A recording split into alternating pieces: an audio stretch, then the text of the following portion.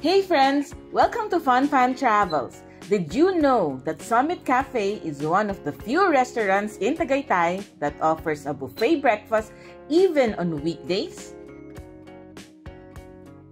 That's pretty rare here, so we decided to check it out today. Now, let's see what's on the menu and if it's really worth the trip. Summit Cafe is located on the ground floor of Summit Ridge Hotel here in Tagaytay.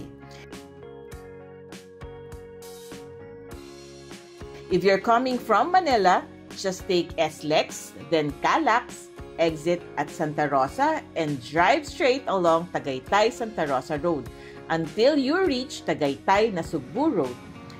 The hotel is easy to spot, and you can also check the Google Maps for the exact pin.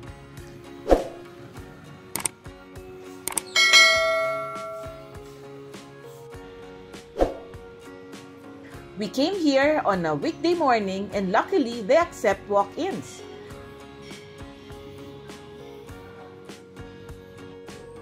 The cafe is cozy, spacious, and less crowded, probably because it's not the weekend. The atmosphere is calm with plenty of seating and natural light coming through the windows. Here's the start of the buffet. First, we've got the noodle station.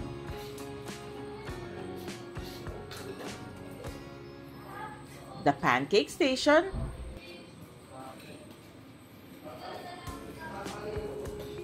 and the egg station where you can request how you want your eggs cooked. Over here is the salad station with fresh greens and different dressings.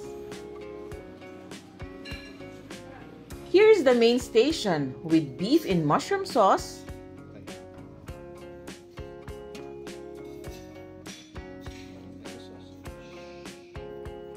sausages. Let's grab a little bit of everything.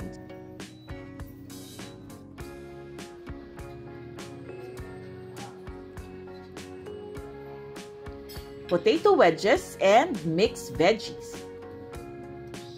Now, moving on, there's more at the main station. They've got Tagaytay sweet potato and boiled bananas, chicken adobo,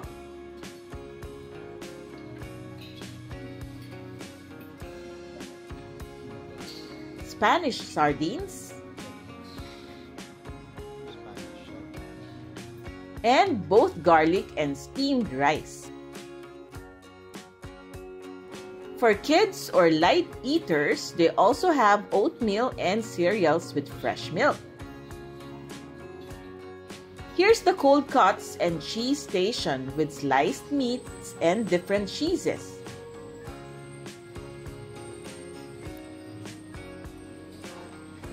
Right next to it is the dessert section with brownies, pudding, puto, and more. On the side, they've got fresh fruits like bananas, pineapple, and watermelon. Here's the Filipino favorites corner. Longanisa, chorizo, tocino, and crispy danggit.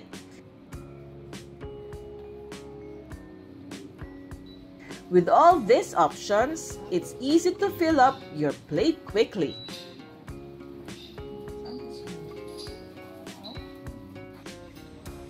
For beverages, they have mango juice, pineapple juice, and water.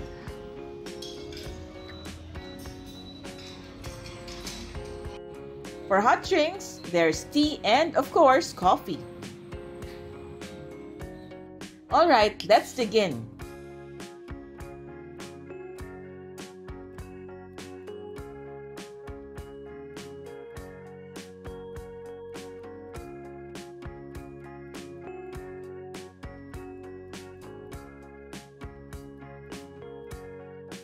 The sausages are juicy with nice savory kick and they go really well with the garlic rice.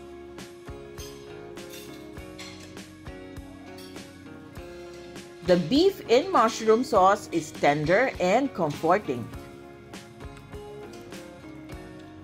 while the mixed veggies help cut through the richness of the meats.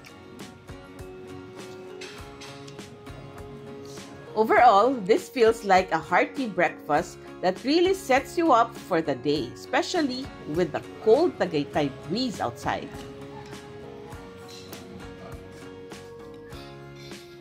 Now, over to the bread station.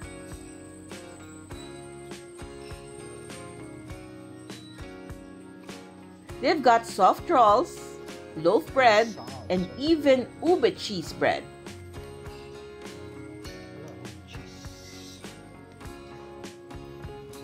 This one's a must-try, their tablea champurrado.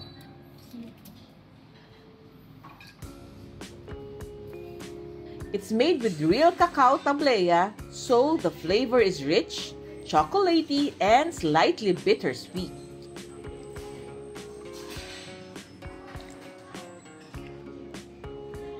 Isa pa. Ganyan, tama na.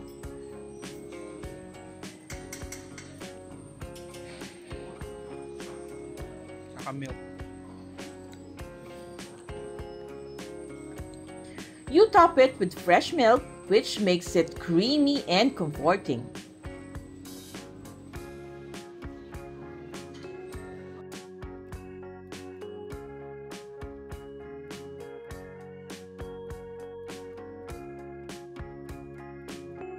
Honestly, it tastes homemade and warm, perfect for the chilly Tagaytay weather. If you come here, don't skip this one. It's a standout from the whole spread. The breakfast buffet is priced at 624 pesos per head. Considering the wide Filipino selection, sausages, adobo, danggit, champurrado, and more, I'd say it's definitely worth the price. So, that's our breakfast experience here at Summit Cafe, Tagaytay. I love that they highlight Filipino favorites like longanisa, adobo, and champurrado. The price is fair and the ambience is relaxing, and the staff are friendly and attentive, especially with the coffee service.